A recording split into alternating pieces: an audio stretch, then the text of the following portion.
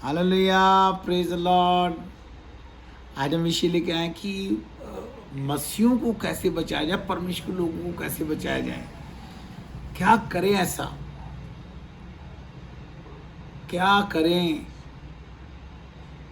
Pastor इधर से उधर भाग रहे हैं, पास्टर परेशान हैं क्योंकि परमेश्वर की आज्ञा नहीं मान, वो सोचते हैं परमेश्वर की आज्ञा मान रहे हैं।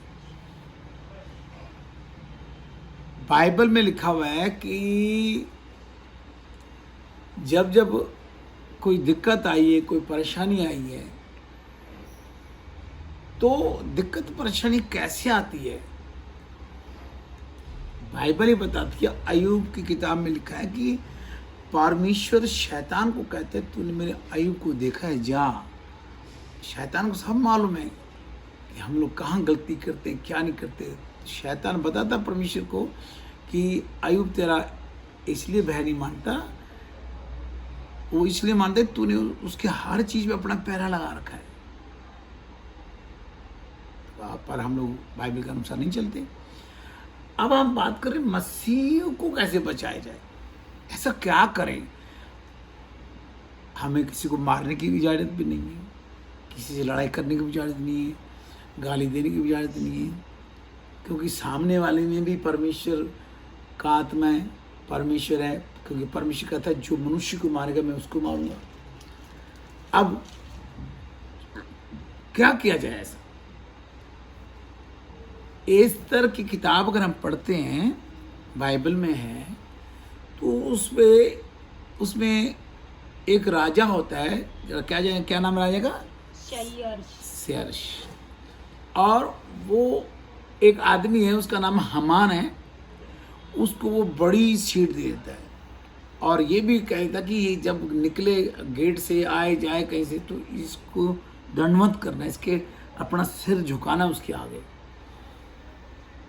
तो एस्तर रानी का चचेरा भाई भी वहां गेट पे होता है, तो उसको सभी सिर झुका के नमस्कार करते हैं, पर वो नहीं करता क्योंकि वो परमेश्वर को मानता होता है। तुम्हारे हम सब के अंदर परमेश्वर है, तो हम अपने परमेश्वर को कैसे झुकाएं। इसलिए जो परमेश्वर को मानते हैं उनको यहूदी लोग बोला जाता है, और ईसाई भी बोला जाता है, क्रिश्चियन भी बोला जाता है, और यहूदी ये लोग कम समझते हैं। तो वहाँ जो दूसरे लोग कहते हैं तो हमान जो है उसके अपना सिर झुका के नमस्कार नहीं करता, उसके पैर नहीं पड़ता, तो वो बात वो हमान को बताते हैं, भाई वो ऐसा नहीं करता क्योंकि वो यहूदी जाति से है। तो हमान कहता है कि अगर इसको मारा तो कोई फायदा नहीं है, इसकी पूरी जाति को खत्म कर दे। तो जो राजा शेर्श राजा है उसको जाके बोलता है कि एक ऐसी जाति है जो हमारे खिलाफ है, तो उसको खत्म करने के लिए मेरे को ऑर्डर चाहिए। तो वहाँ उसको ऑर्डर मिल जाता है कि ये लोग जहाँ भी पूरे देश में रह रहे हैं इनको काट डालो, इनकी प्रॉपर्टी छीन डालो। देखो इतना बड़ा संकट आ गया था, इतनी बड़ी समस्या आ गई थी, तो कैसे बचे ये लोग, कैसे वो जो इश्तिहार छपा था वो पलटी हो गया। क्या किया ऐसा। जो राजा की बीवी थी उसका नाम था एस्तर। राजा की बीवी तो बहुत थी, पर एक लड़की थी एस्तर जो यहूदी लड़की थी। वो अपने चचेरे भाई से बात करती है और कहती है कि अपने लोगों को जाकर बोल दो कि हमने ना 3 दिन 3 रात कुछ नहीं, ना खाना है ना पीना है, कुछ नहीं करना। तो सभी उपवास करो। क्या होगा उपवास करने से? जब हमारे संकट आता है, संकट क्यों आता है? देखो बाइबल में लिखा है ये जाति बिना प्रार्थना उपवास के नहीं जाती। पर हम लोग पास्टर लोग क्या सिखाते हैं, दिन में उपवास करो, रात को खा लो। 1 घंटे का उपवास करते हैं, 2 घंटे करते हैं। 3 दिन 3 रात ना कुछ खाया ना पिया। अगर आप अपने आप को और सभी चर्चों को, मसीहों को बचाना चाहते हो तो सब एकजुट होकर उपवास करो। 3 दिन 3 रात कुछ मत खाओ, कुछ मत पियो, और हवा निकल जाएगी सबकी, तो फिर मरो। वहां पे एस्तर रानी और उसका भाई चचेरा और ये सारे लोग जो हैं 3 दिन 3 रात कुछ नहीं खाते, कुछ नहीं पीते, और राजा के दरबार में कोई उसकी रानी नहीं जा सकती थी। एस्तर रानी जब 3 दिन 3 रात का उपवास खत्म करती है तो सीधा राजा के दरबार में पहुंच जाती। वहां किसी रानी को इजाजत नहीं होती, पर ये पहुंच जाती। देखो इसके पास कौन सी ताकत थी वहां। इसने परमेश्वर के लोगों के लिए उपवास किया, 3 दिन 3 रात ना पिया ना खाया। और वहां पे राजा अपनी सीट से खड़ा होकर पूछता है कि हे रानी, तेरे लिए मैं क्या करूं। वो उनको होश पे बुलाते हैं। तो हामान को भी, जो जिसने षड्यंत्र रचा था, और फिर परमेश्वर की उल्टी हो जाती है। हामान ने एक वहाँ पे एक बड़ा खंभा बनाया था कि जो मोर्दकै चचेरा भाई था एस्तर का, उसको लटकाना भी था फांसी पे। तो जब राजा को सच्चाई पता चलती है तो वो उसी हामान को उस पर लटका देता है। और वो जो अनाउंस किया गया कि यहूदियों को काट डालो, वो सब उल्टा हो जाता है कि हामान और इन ऐसे लोगों को मार दो। फिर उन सभी को ईसाई जो यहूदी लोग ये बच जाते हैं और उनको राजा ऑर्डर देता है उनको मार डालो। तो कैसे हो गया? मीटिंगें करने से नहीं होता, हड़ताल करने से नहीं होता, धरने देने से नहीं होता। हम लोग ये बड़े बड़े पास्टर कहते हैं आओ आज दिल्ली में धरना देंगे, आज कलकत्ता में धरना देंगे, बॉम्बे में धरना देंगे। क्या करते हो? धरना दो ना परमेश्वर के आगे, तो भूख हड़ताल कर दो परमेश्वर के आगे, ना खाएंगे ना पिएंगे। दुनिया के आगे मत करो, कुछ नहीं देने वाली दुनिया, मर जाओगे उपवास कर करके। परमेश्वर के लिए उपवास करो। तो तुम लोग देखो, हम वो उपवास ऐसा है, उपवास कर रहे, कोई भी आप चाहे 40, मेरा वीडियो देखो, मैं 40 रात दिन का भी उपवास है, दानियल का भी उपवास है, 21 दिन 21 रात, दो सिर्फ उबला खाना खाना है। मैं जो वीडियो भेज रहा हूँ उसको देखते रहो अगर कुछ सीखना चाहते हो तो। और अगर आप अपने आप को ज्ञानवान समझ रहे तो परमेश्वर कहता है कि मैंने ज्ञानवानों को तुच्छ जान देगा।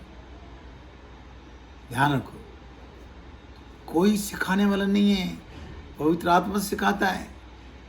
हिलने से पवित्र आत्मा नहीं आता, परमेश्वर की आज्ञा को मानने से पवित्र आत्मा।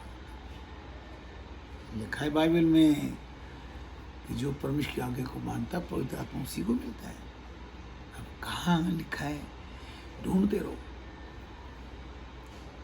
अगले वीडियो में बताऊंगा। क्योंकि प्रभु यीशु मसीह जब प्रचार करता था या कोई बात करता था, उसकी गलती को ढूंढते थे, उसके कामों को नहीं ढूंढते थे, काम नहीं बताते थे। मेरी भी गलती ढूंढती हो, मैं तो बाइबल से बता रहा हूँ। तो अजीजों, ये जाति बिना प्रार्थना उपास के नहीं जाती, ये प्रभु यीशु मसीह ने क्लियर कर दिया है।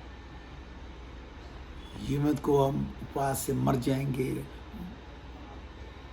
शैतान तो वैसे भी मार रखा। शैतान कौन है?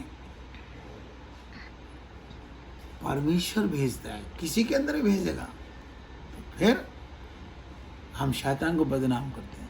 अरे अपने कामों को देखो ना, तुम्हारी हरकतें गंदी है। मसीह का काम हम थोड़ी करते हैं, जाके किसी की बेटी की शादी करवा रहे हैं, किसी के घर में आटा दे रहे, चावल दे रहे। क्यों? उनको परमिशन नहीं दे सकता, वो कमा नहीं सकते। बाइबल में लिखा हुआ है जब पतरस और उसके साथ सिलास था, कौन था वो उसका साथी, जब वो मंदिर, परमेश्वर के मंदिर में आराधना प्रार्थना के लिए जा रहे होते तो वहाँ एक लंगड़ा भिखारी बैठा होता है। तो कहता है हीरा मोती सोना चांदी तो मेरे पास है नहीं, तो यीशु के नाम से ठीक करता हूँ। खड़ा हो जाता है, वो ठीक हो जाता है। आज वो भीख देगा तो कल कौन देगा उसको ठीक करो ना। हम लोग बड़ी बड़ी मीटिंग रखते हैं, कहते हैं आ जाओ, भीड़ इकट्ठी आ जाओ, लंगड़े ठीक हो जाएंगे, अंधे ठीक हो जाएंगे। फिर बाद में कहते हो तुम अपनी बिंदी हटाओ, तुम अपनी पगड़ी हटाओ, तुम अपने ये हटाओ, तभी तो तुम मारे जा रहे हो। परमेश्वर ने जगत को प्यार किया है, सबके लिए परमेश्वर, उसने अपना बेटा जगत के लिए दिया है, ईसाई को लिए नहीं दिया। हमने वचन खराब कर दिया है, तो फिर भोगो, परमेश्वर ने शैतान को भेज दिया है कि मार और खा इनको। चीख चिल्लाहट उठी हुई है, सुधर जाओ, परमेश्वर की आज्ञा को मानो, परमेश्वर का वचन को सुनो, उसमें ध्यान दो। अगर तुम बड़े बड़े बैनर लगाते हो तो वहाँ लिखो कि जो अपना धर्म बदले वही आए। बाद में उनके साथ मत करो भैया आप पगड़ी उतारो, बिंदी उतारो। हम तो नहीं कहते पगड़ी उतारो, बाइबल को पढ़ो, उसमें लिखा जब तक परमेश्वर वरदान ना दे, पिता वरदान ना दे, यीशु मसीह कहता मेरे पास नहीं आ सकता। जो लोग हमारे पास आए, जिस वेशभूषा में बुलाए गए उसी में मंजूर है उसको। तुम परमेश्वर बन बैठे हो, तुम यीशु मसीह बन बैठे, न्याय करने का अधिकार तो यीशु मसीह को दिया परमेश्वर ने। तो फिर शैतान तो परमेश्वर भेजेगा। अब इसके बचने के लिए एक ही तरीका है, उपवास करो। 40 रात दिन की भी उपवास की वीडियो है, उसको भी सुनो। मैं तुम्हें डांट नहीं रहा, जो मेरे को परमेश्वर बता रहा है वो तुम्हें बता रहा हूँ। किसी की बेटियों की शादी करा रहे हो, किसी के इलाज करा रहे हो, अरे हॉस्पिटल खोलो, अनाथ आश्रम खोलो, शादी ब्याह का सेंटर खोलो, वहाँ कहो भाई जो ईसाई लोग हैं वो आए, करो। ये झूठे बोर्ड मत लगाओ कि यहाँ पे हीलिंग प्रेयर हो रही है, बाहर से पास्टर आपको चंगा कर देगा। वहाँ पे ये लिखो जो अपना बिंदी सुर्खी हटा के आएगा वो आए, तब तो आपको माने। बाद में मत बोलो। तो फिर पिटने वाले काम कौन कर रहे हैं? हम कर रहे हैं। यीशु मसीह कहता है सत्य को जानो तो सत्य तुम्हें आज़ाद करेगा। यीशु मसीह ने किसी को पैसे दिए? यीशु मसीह ने किसी का राशन भरा? बताओ, बाइबल पढ़ के देखो। कौन था? एलिया था। जब किसी के घर में जाता है, उस बुढ़िया के घर में कुछ भी होता खाने को, थोड़ा सा मैदा होता, तेल होता है, वहाँ एलिया उसको पैसे देता है। वो कहता है ये खाना ये मेरे को बना के दे। वो क्या खाएगी? तो जैसे वो तो उसके घर में एकदम बरकत हो, खूब तेल आ जाता है। तुम एलिया से बड़े हो गए हो। यीशु मसीह कंगाल विधवा आई थी, बाइबल पढ़ो, उसमें वो आके 2 दमड़ी आके परमेश्वर के दरबार में गोलक में डालती है। तो यीशु मसीह कहता है इसी का करना जाएगा। तुम तो कंगाल विधवा आ जाए तो उसको कहो ले जी, ये कपड़े भी ले जा, ये राशन भी ले जा। तो बाइबल थोड़ी पढ़ा रहे हो तुम पता नहीं क्या कर रहे हो अपना। तो परमेश्वर शैतान तुम्हारे भेज दिए। अभी भी सुधर जाओ, शरीर में हो सुधर जाओ, सारा बच जाएगा। मरने के बाद फिर भूत बन जाओगे। गुस्सा आ रहा है तो अगली वीडियो जरूर देखना, क्योंकि उस पर लिखा है, बताएंगे कि पवित्र आत्मा उसको मिलेगा जो परमेश्वर की आज्ञा को मानता है। Praise the Lord.